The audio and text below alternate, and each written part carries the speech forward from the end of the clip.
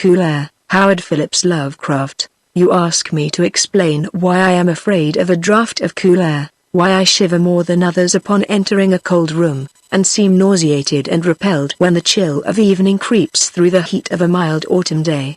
There are those who say I respond to cold as others do to a bad odor, and I am the last to deny the impression. What I will do is to relate the most horrible circumstance I ever encountered, and leave it to you to judge whether or not this forms a suitable explanation of my peculiarity. It is a mistake to fancy that horror is associated inextricably with darkness, silence, and solitude. I found it in the glare of mid-afternoon, in the clangor of a metropolis, and in the teeming midst of a shabby and commonplace rooming house with a prosaic landlady and two stalwart men by my side.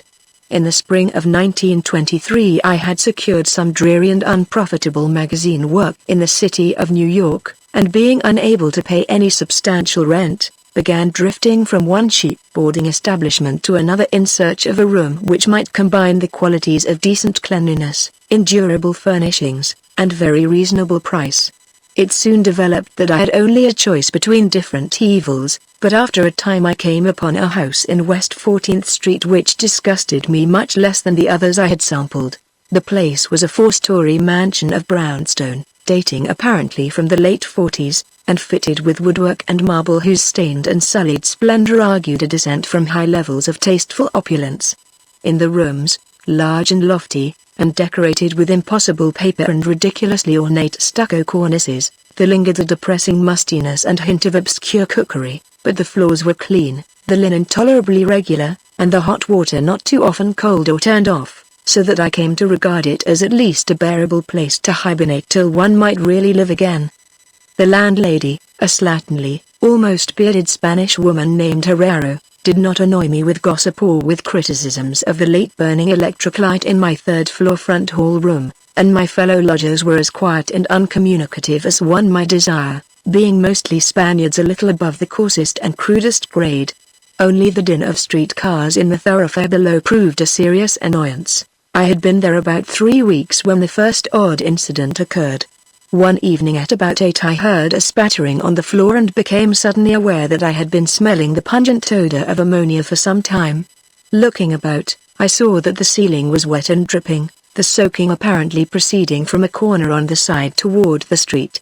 Anxious to stop the matter at its source, I hastened to the basement to tell the landlady, and was assured by her that the trouble would quickly be set right. "Dr. Munoz," she cried as she rushed upstairs ahead of me, "he have spill his chemicals. He is too sick for doctor himself, sicker and sicker all the time, but he will not have no attack for help. He is very queer and he's sickness all day. He take funny smelling baths, and he cannot get excite or warm. All his own housework he do. His little room are full of bottles and machines, and he do not work as doctor. But he was great once. My fata in Barcelona have hear of him, and only just now he fix a arm of the plumber that get hurt of sudden. He never go out, only on roof, and my boyest ban he bring him his food and laundry and medicines and chemicals. My God, the salamoniac that man use for keep him cool." Mrs. Herrero disappeared up the staircase to the 4th floor, and I returned to my room. The ammonia ceased to drip, and as I cleaned up what had spilled and opened the window for air, I heard the landlady's heavy footsteps above me. Dr. Munoz I had never heard, save for certain sounds as of some gasoline-driven mechanism, since his step was soft and gentle. I wondered for a moment what the strange affliction of this man might be, and whether his obstinate refusal of outside aid were not the result of a rather baseless eccentricity. There is, I reflected tritely, an infinite deal of pathos in the state of an eminent person who has come down in the world. I might never have known Dr. Munoz had it not been for the heart attack that suddenly seized me one forenoon as I sat writing in my room. Physicians had told me of the danger of those spells, and I knew there was no time to be lost. So remembering what the landlady had said about the invalid's help of the injured workman, I dragged myself upstairs and knocked feebly at the door above mine. My knock was answered in good English by a curious voice some distance to the right, asking my name and business, and these things being stated, there came an opening of the door next to the one I had sought. A rush of cool air greeted me, and though the day was one of the hottest of late June, I shivered as I crossed the threshold into a large apartment whose rich and tasteful decoration surprised me in this nest of squalor and seediness. A folding couch now filled its diurnal role of sofa, and the mahogany furniture, sumptuous hangings, old paintings, and mellow bookshelves all bespoke a gentleman's study rather than a boarding-house bedroom. I now saw that the hall room above mine, the little room of bottles and machines which Mrs. Herrero had mentioned, was merely the laboratory of the doctor, and that his main living quarters lay in the spacious adjoining room whose convenient alcoves and large contiguous bathroom permitted him to hide all dressers and obtrusively utilitarian devices. Dr. Munoz, most certainly, was a man of birth, cultivation, and discrimination. The figure before me was short but exquisitely proportioned, and clad in somewhat formal dress of perfect cut and fit. A hybrid face of masterful though not arrogant expression was adorned by a short iron grey full beard, and an old-fashioned pince-nez shielded the full, dark eyes and surmounted an aquiline nose which gave Moorish touch to a physiognomy otherwise dominantly Celtiberian. Thick, well-trimmed hair that argued the punctual calls of a barber was parted gracefully above a high forehead, and the whole picture was one of striking intelligence and superior blood and breeding. Nevertheless, as I saw Dr. Munoz in that blast of cool air, I felt a repugnance which nothing in his aspect could justify. Only his lividly inclined complexion and coldness of touch could have afforded a physical basis for this feeling, and even these things should have been excusable considering the man's known invalidism. It might, too, have been the singular cold that alienated me, for such chilliness was abnormal on so hot a day, and the abnormal always excites aversion, distrust, and fear. But repugnance was soon forgotten in admiration, for the strange physician's extreme skill at once became manifest despite the ice-coldness and shakiness of his bloodless-looking hands. He clearly understood my needs at a glance, and ministered to them with a master's deftness, the while reassuring me in a finely modulated though oddly hollow and timbreless voice that he was the bitterest of sworn enemies to death, and had sunk his fortune and lost all his friends in a lifetime of bizarre experiment devoted to its bafflement and extirpation. Something of the benevolent fanatic seemed to reside in him, and he rambled on almost garrulously as he sounded my chest and mixed a suitable draught of drugs fetched from the smaller laboratory room. Evidently he found the society of a well-born man a rare novelty in this dingy environment, and was moved to unaccustomed speech as memories of better days surged over him. His voice, if queer, was at least soothing, and I could not even perceive that he breathed as the fluent sentences rolled urbanely out.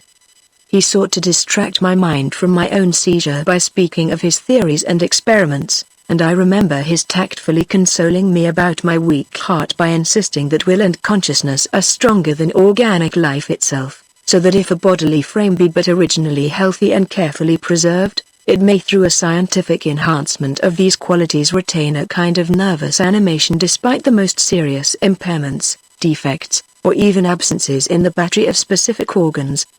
He might, he half-jestingly said, some day teach me to live, or at least to possess some kind of conscious existence without any heart at all. For his part, he was afflicted with a complication of maladies requiring a very exact regimen which included constant cold.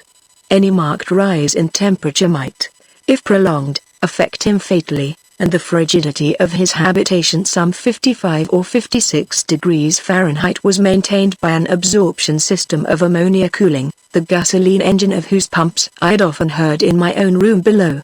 Relieved of my seizure in a marvelously short while, I left the shivery place a disciple and devotee of the gifted recluse.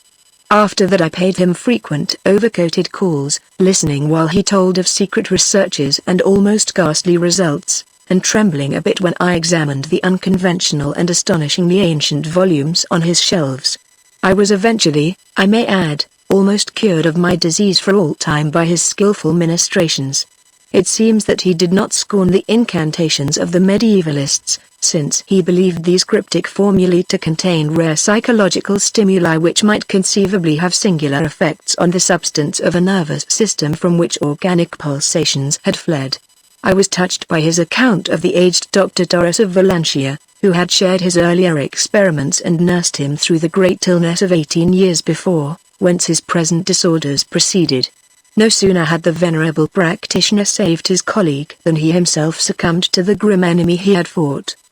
Perhaps the strain had been too great, for Dr. Munoz made it whisperingly clear, though not in detail, that the methods of healing had been most extraordinary, involving scenes and processes not welcomed by elderly and conservative Galens. As the weeks passed, I observed with regret that my new friend was indeed slowly but unmistakably losing ground physically, as Mrs. Herrero had suggested. The livid aspect of his countenance was intensified, his voice became more hollow and indistinct. His muscular motions were less perfectly coordinated, and his mind and will displayed less resilience and initiative.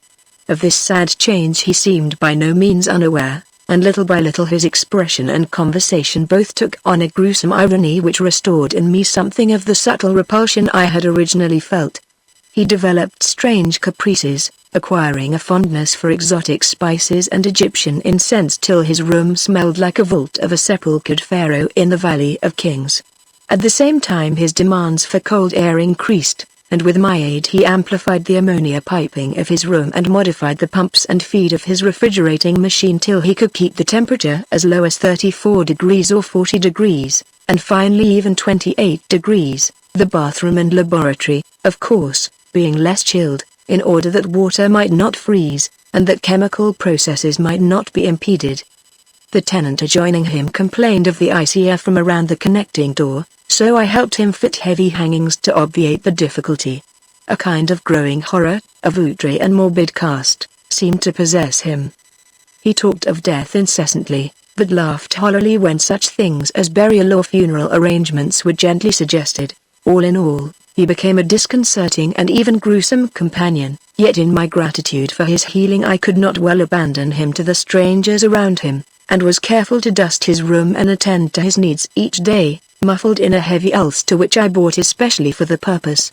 I likewise did much of his shopping, and gasped in bafflement at some of the chemicals he ordered from druggists and laboratory supply houses.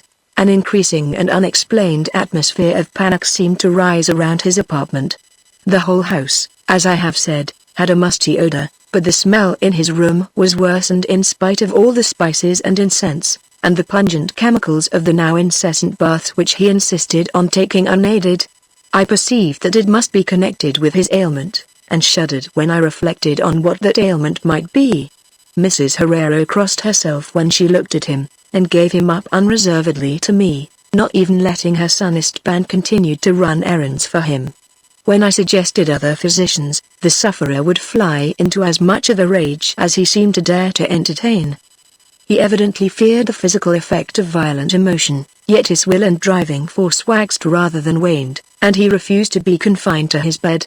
The lassitude of his earlier real days gave place to a return of his fiery purpose, so that he seemed about to hurl defiance at the death demon even as that ancient enemy seized him.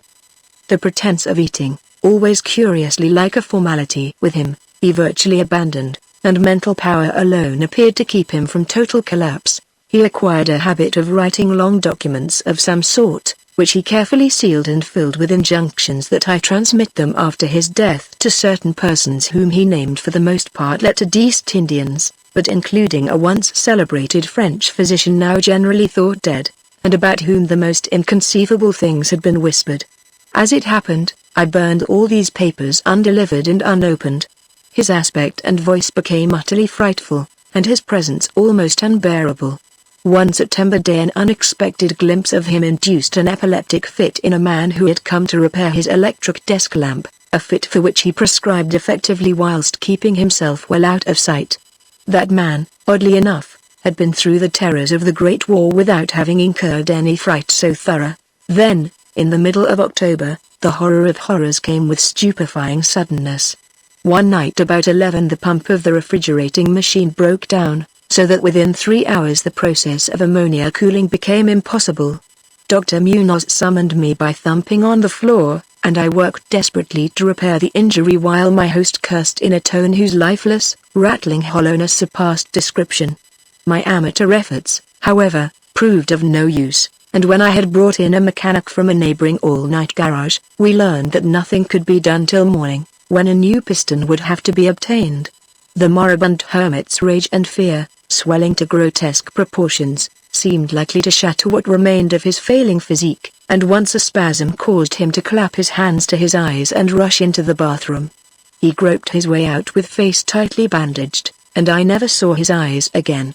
The frigidity of the apartment was now sensibly diminishing, and at about 5 a.m. the doctor retired to the bathroom, commanding me to keep him supplied with all the ice I could obtain at all-night drugstores and cafeterias. As I would return from my sometimes discouraging trips and lay my spoils before the closed bathroom door, I could hear a restless splashing within, and a thick voice croaking out the order for more. At length a warm day broke, and the shops opened one by one. I asked Istvan either to help with the ice fetching whilst I obtained the pump piston, or to order the piston while I continued with the ice, but instructed by his mother, he absolutely refused. Finally I hired a seedy-looking loafer whom I encountered on the corner of 8th Avenue to keep the patient supplied with ice from a little shop where I introduced him, and applied myself diligently to the task of finding a pump piston and engaging workmen competent to install it. The task seemed interminable, and I raged almost as violently as the hermit when I saw the hours slipping by in a breathless, foodless round of vain telephoning, and a hectic quest from place to place, hither and thither by subway and surface car. About noon I encountered a suitable supply house far downtown, and at approximately 1:30 p.m. arrived at my boarding place with the necessary paraphernalia and 2 sturdy and intelligent mechanics. I had done all I could, and hoped I was in time. Black terror, however, had preceded me. The house was in utter turmoil, and above the chatter of odd voices I heard a man praying in a deep basso. Fiendish things were in the air, and lodgers told over the beads of their rosaries as they caught the odor from beneath the doctor's closed door. The lounger I had hired, it seems, had fled screaming and mad-eyed not long after his second delivery of ice, perhaps as a result of excessive curiosity. He could not, of course, have locked the door behind him, yet it was now fastened, presumably from the inside. There was no sound within save a nameless sort of slow, thick dripping. Briefly consulting with Mrs. Herrero and the workman despite a fear that gnawed my inmost soul, I advised the breaking down of the door, but the landlady found a way to turn the key from the outside with some wire device. We had previously opened the doors of all the other rooms on that hall, and flung all the windows to the very top. Now, noses protected by handkerchiefs, we tremblingly invaded the accursed south room which blazed with the warm sun of early afternoon. A kind of dark, slimy trail led from the open bathroom door to the hall door, and thence to the desk, where a terrible little pool had accumulated. Something was scrawled there in pencil in an awful, blind hand on a piece of paper hideously smeared as though by the very claws that traced the hurried last words. Then the trail led to the couch and ended unutterably. What was, or had been, on the couch I cannot and dare not say here. But this is what I shiveringly puzzled out on the stickily smeared paper before I drew a match and burned it to a crisp. What I puzzled out in terror as the landlady and 2 mechanics rushed frantically from that hellish place to babble their incoherent stories at the nearest police station. The nauseous words seemed well-nigh incredible in that yellow sunlight, with the clatter of cars and motor trucks ascending clamorously from crowded 14th Street, yet I confess that I believed them then. Whether I believe them now I honestly do not know. There are things about which it is better not to speculate, and all that I can say is that I hate the smell of ammonia, and grow faint at a draught of unusually cool air. The end, ran that noisome scrawl, is here. No more ice. The man looked and ran away. Warmer every minute, and the tissues can't last. I fancy you know what I said about the will and the nerves and the preserved body after the organs ceased to work. It was good theory, but couldn't keep up indefinitely. There was a gradual deterioration I had not foreseen. Dr. Torres knew, but the shock killed him. He couldn't stand what he had to do. He had to get me in a strange, dark place when he minded my letter and nursed me back. And the organs never would work again. It had to be done my way. Preservation, for you see I died that time 18 years ago,